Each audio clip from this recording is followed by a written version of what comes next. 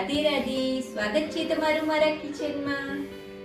ગઈકાલે તો ભારત અને ન્યૂઝીલેન્ડની ફાઇનલ મેચનો તો અમદાવાદમાં શું માહોલ જામ્યો હતો અને સોને પે સુહાગા સન્ડે પણ હતો. અને જ્યારે ક્રિકેટ અને મૂવી હોય ત્યારે આપણા ગુજરાતીઓને કંઈક ને કંઈક ચટરપટર કરવા તો જોઈએ જ. તો કાલે ક્રિકેટ જોતાં જોતાં અમારા બાળકોને હસબન્ડે કંઈક ગરમા ગરમ બનાવી લાવવાની ડિમાન્ડ કરી. તો મેં માત્ર 5 થી 7 જ મિનિટમાં જે ગરમા ગરમ ઇન્સ્ટન્ટ બની જતી ફ્રેન્ચ ફ્રાઈઝ બનાવી તેની રેસીપી હું શેર કરીશ. ટ્રસ્ટ મી ફ્રેન્ડ્સ, ક્રિકેટ જોતાં જોતાં ફ્રેન્ચ ફ્રાઈઝ ખાવાની શું મજા પડી. તો ચાલો બનાવીએ.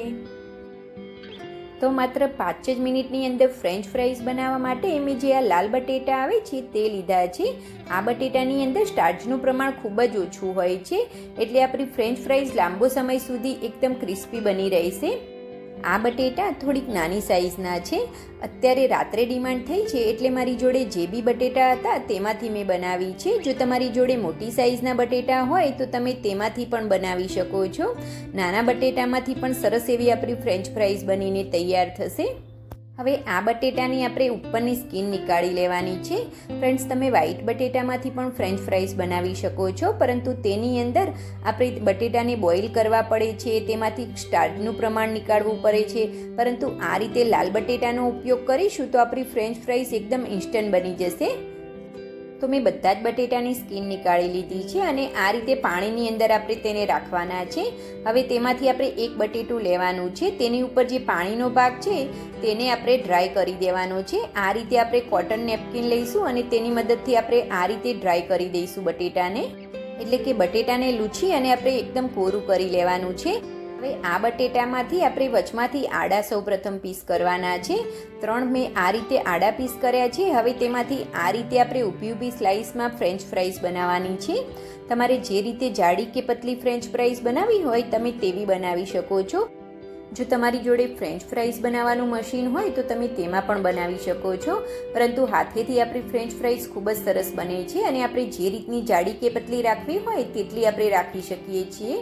તો મેં આ જ રીતે હાથેથી જ બધી જ ફ્રેન્ચ ફ્રાઈઝ બનાવી દીધી છે અને આપણે બધે જ બટેટાની આ રીતે ફ્રેન્ચ ફ્રાઈઝ બનાવી રાખવાની છે. તેને પાણીમાં ડીપ નથી કરવાની.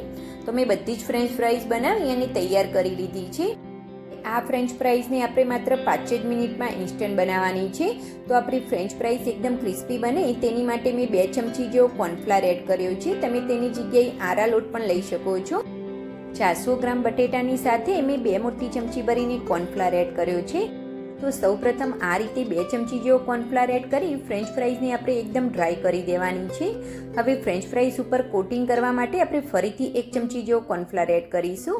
સૌપ્રથમ 2 ચમચી એડ કરી અને ફ્રેન્ચ ફ્રાઈઝની અંદર જે પણ પાણીનો ભાગ હોય તેને ડ્રાય કરી દેવાનો છે અને ફરીથી કોટિંગ કરવા માટે આપણે ફરીથી 1 ચમચી જેવો કોર્નફ્લાવર એડ કરવાનો છે, જેથી આપણી ફ્રેન્ચ ફ્રાઈઝ ઉપર સરસ એવું આ રીતે કોર્નફ્લાવરનું કોટિંગ થઈ જશે અને આપણી ફ્રેન્ચ ફ્રાઈઝ એકદમ ક્રિસ્પી બનીને તૈયાર થશે.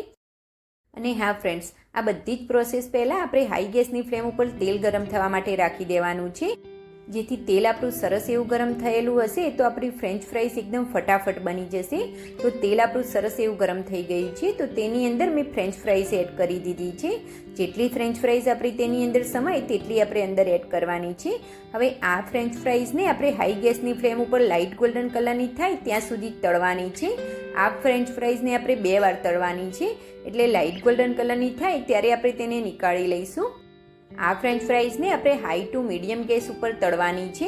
એકદમ સ્લો ગેસની ફ્લેમ ઉપર બિલકુલ પણ નથી તળવાની, નહીંતર આપણી ફ્રેન્ચ ફ્રાઈઝ ઓઇલને એબ્ઝોર્બ કરી લેશે અને એકદમ ઓઇલી બનીને તૈયાર થશે. તો આ રીતે આપણી ફ્રેન્ચ ફ્રાઈઝ લાઇટ ગોલ્ડન કલરની થાય ત્યારે આપણે તેને તરત જ નીકાળી લેવાની છે અને આ ફ્રેન્ચ ફ્રાઈઝને આપણે માત્ર 5 મિનિટનો રેસ્ટ આપવાનો છે. અને માત્ર 5 મિનિટ પછી આપણે ફરીથી 1 મિનિટ માટે ફરીથી આપણે ફ્રેન્ચ ફ્રાઈઝને તળવાની છે, જેથી 2 વાર તળાવવાથી આપણી ફ્રેન્ચ ફ્રાઈઝ એકદમ ક્રિસ્પી બનીને તૈયાર થશે. હવે માત્ર 3 થી 4 મિનિટનો રેસ્ટ આપ્યા પછી મેં ફરીથી આ ફ્રેન્ચ ફ્રાઈઝને ગરમ તેલની અંદર એડ કરી છે. હવે માત્ર 1 જ મિનિટ માટે આ ફ્રેન્ચ ફ્રાઈઝને આપણે તળવાની છે. સોરી ફ્રેન્ડ્સ, મેં જ્યારે ફ્રેન્ચ ફ્રાઈઝ એડ કરી ત્યારે મારો કેમેરો બંધ થઈ ગયો હતો, એટલે એટલું શૂટિંગ થોડું કપાઈ ગયું છે. તો માત્ર 1 મિનિટ પછી આપણે તરત જ ફ્રેન્ચ ફ્રાઈઝને નીકાળી લેવાની છે, જેથી ફ્રેન્ચ ફ્રાઈઝ આપણી લાંબો સમય સુધી ક્રિસ્પી રહેશે. તો મેં 1 મિનિટ માટે તળી અને ફ્રેન્ચ ફ્રાઈઝને તરત જ નીકાળી લીધી છે. તો અવાજ જ પરથી ખ્યાલ આવી ગયો હશે કે આપણી ફ્રેન્ચ ફ્રાઈઝ કેટલી ક્રિસ્પી બની છે. હવે તેને ઉપરથી થોડુંક મીઠું એડ કરી અને તેને સરસ એવું મિક્સ કરી લેવાનું છે. ફ્રેન્ડ્સ, આ ગરમા ગરમ ઇન્સ્ટન્ટ ફ્રેન્ચ ફ્રાઈઝની રેસીપી તમને ગમી હોય અને મારી આ વિડીયો તમે યુટ્યુબમાંથી જોતા હોય તો મારી ચેનલને સબસ્ક્રાઈબ અને ફેસબુકમાંથી જોતા હોય તો ફોલો ચોક્કસથી કરી લેજો ફ્રેન્ડ્સ. અને આ રેસીપી તમને કેવી લાગી તે પણ તમે મને કમેન્ટ બોક્સમાં જણાવજો. Thanks for watching. જય શ્રી કૃષ્ણ.